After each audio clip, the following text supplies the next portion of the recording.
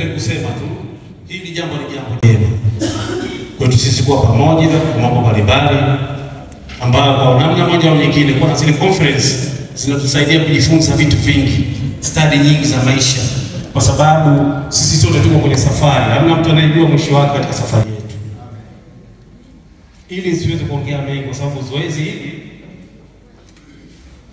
zoezi linaloendelea sasa la fundraise, mimi kwa niaba ya mkuu wangu wa wilaya ninaomba nitoe ahadi ya shilingi 500,000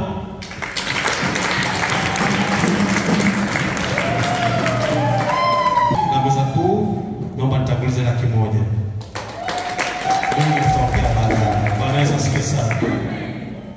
Iringa tunajisikia vizuri kwa sababu pamoja na kwamba tuko CCT, USCF, serikali ya Jamhuri ya Muungano wa Tanzania na serikali ya mkoa wa Iringa, hususan wilaya ya Iringa, inatuthamini, imetupa huyu mama ongozane pamoja na sisi.